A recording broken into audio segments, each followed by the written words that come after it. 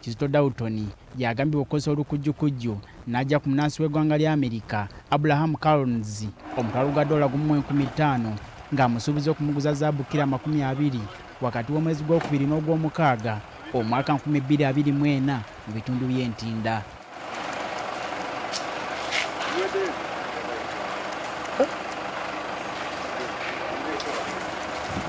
Collins oluvannyuma lw'okulinda akaseera nga tafuna zaabu we yasalawo okwekubira enduulu eri akakiiko akalwanyisa obulyake n'obukenuzi mu maka g'omukulembeze w'eggwanga ka State House Anti-Corruption Unity era kano nga kayimbibwa ku poliisi kafefeta Kizito ono era n'agombebwamu obwala.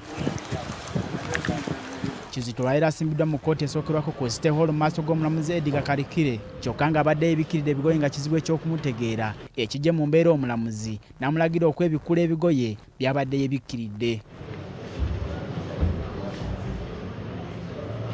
Oluvannyuma n'amusomedde emisango 2 okuli ofuna ensimbi mu lukujjukujju n'okwekoba n'okuzza omusango kyokka nga gyonna agyegaanye.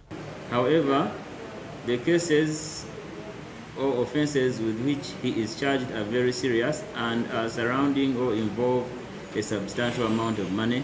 Omuwabi wa gavumenti musango guno Hawa Kasana abuulidde kkooti ng'okunoonyereza ku misango gino bwe kutannaggwa bw'atyo n'asaba n'abalala batannakwatibwa kkooti ebayiseeko ekibaluwa kibakuntumye bakwatibwe. Bannamateeka bavunaanibwa basabidde omuntu abakakalu ka kkooti nga bagamba nti alina ebirwadde eby'enjawulo ekitto omuwabi wa gavumenti kyawakanyizza. So at this stage it's very hard for the prosecution to allege that the subject is right, yet they have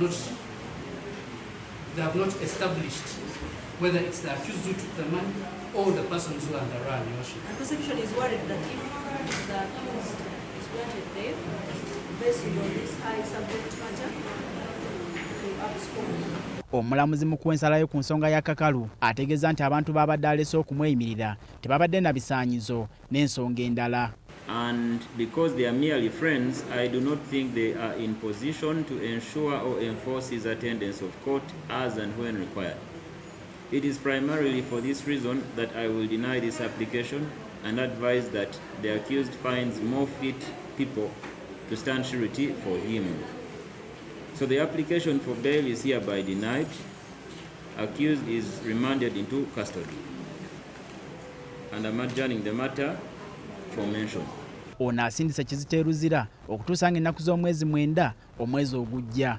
Moses Junju, BBS Terefayina, Gambuuze.